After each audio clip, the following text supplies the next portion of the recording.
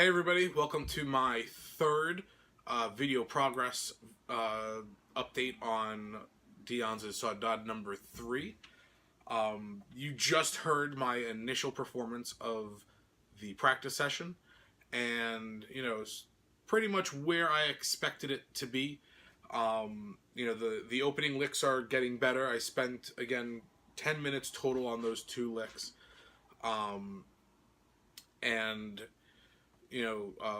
Again, from that performance, as I've been mentioning in the previous videos, definitely once there's a metronome marking, this is line 3 if you have the music, there's a metronome marking that sort of starts to give more specific time or implies more specific time. Over the past two videos, I've talked about how working on that rhythm and making sure that I'm counting it and controlling it. And so I think that issue was still present in the first performance, and so certainly part of what I didn't happen to record this in the moment, but I did spend time practicing and recording, practicing and counting that rhythm during that section. In fact, I did something which I haven't done before in this piece, which is pretty much imply measures and bars and where beats are. So let me give you a quick video of that, so that way you can see what I'm talking about. So here's the section that I'm talking about. Oh, there we go. There's the section that I'm talking about. And you'll notice that I started marking where beats are.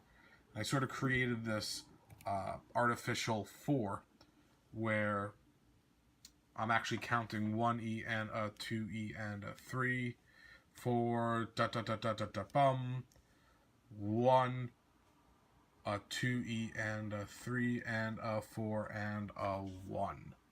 And so I'm actually counting it that way. And then going through, and it continues on in this section where I'm thinking 1 and a 2, and this is coming in on the and. 1 and a 2, and this is in free time on 3, 3, 4.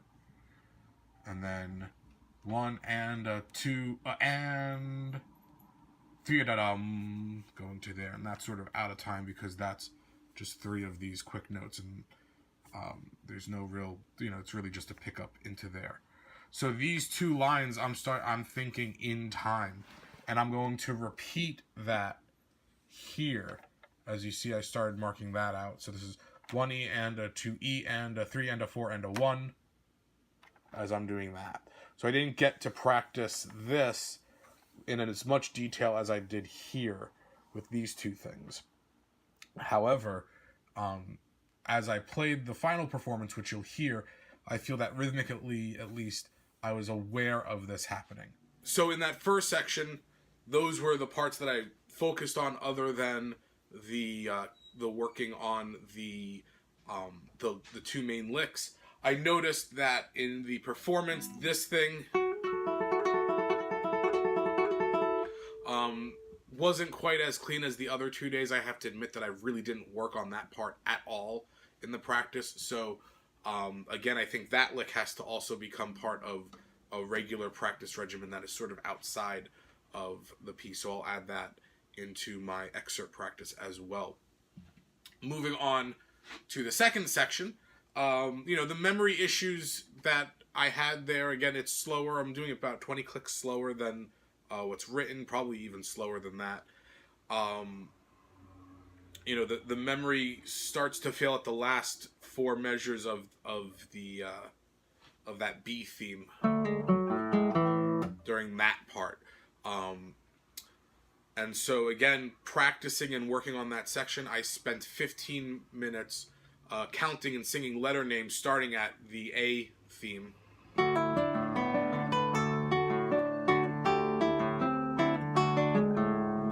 I notice that that's way smoother now. I'm able to play that, and I can play that theme at tempo almost, at around 80.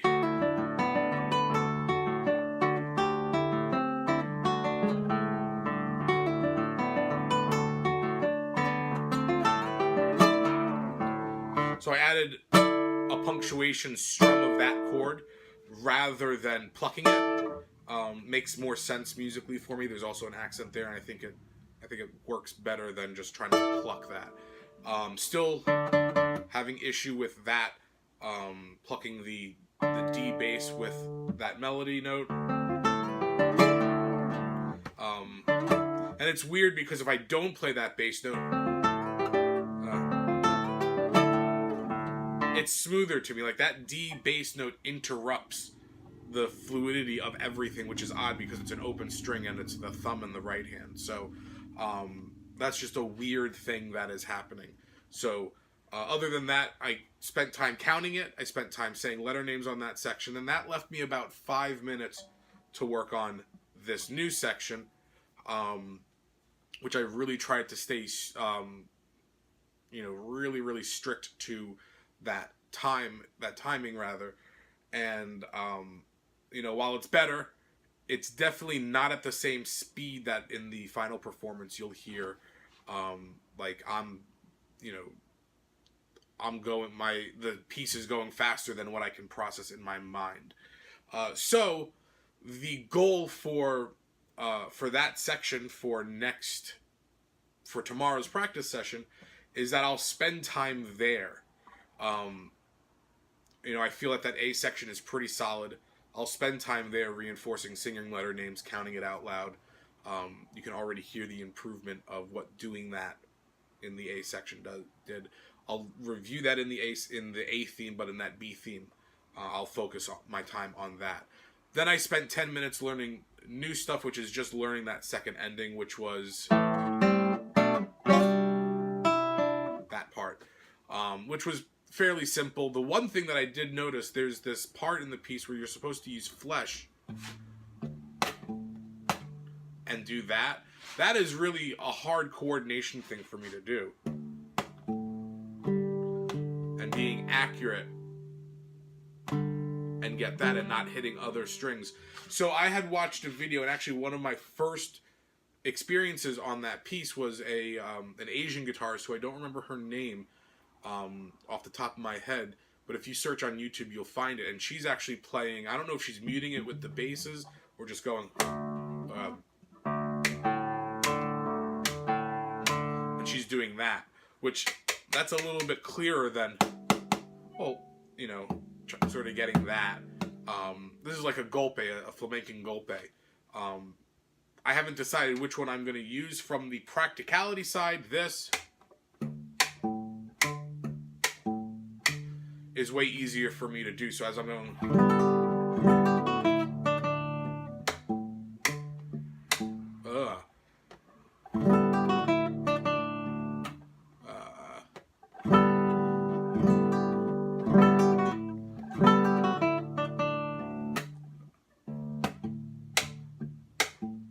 I think I'm doing something like that where I'm getting the first hit there, just to get that rhythmically.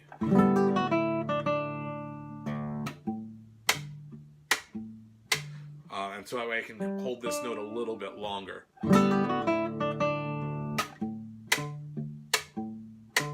That kind of thing. However, I think what I'm going to do is I'll probably just spend in my technique practice a little bit of time of doing this and trying to get that, going. If I use nail placement, I can actually get it better, but I lose the flesh sound.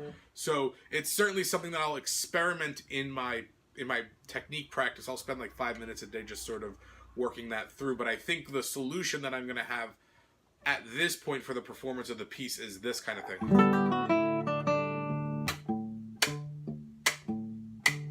That. So that way, again, it's one of those things, it's a small detail, and that's my workaround for that, so that way I can make it work. And you'll see at the end of the video me sort of struggling with that, because it's just like scratching, patting your head and rubbing your tummy at the same time. One of the reasons why I find, like, if I ever try and play drums, I can't do it, because it's just too much coordination between different limbs doing different things. Up now is going to be the performance after I was all done practicing. Overall, I was pretty happy with it. Definitely happy with the second page A section the most. I think that showed the most improvement out of everything. I was really happy with what the counting work that I did in the opening as well. That really helped keep me together. I am noticing that there are some fingering issues during this triplet part, especially there, that whole thing. So that's something that I need to make sure that I note and I actually work on while I'm just working on that counting. I can do those two things at once. So here's the performance.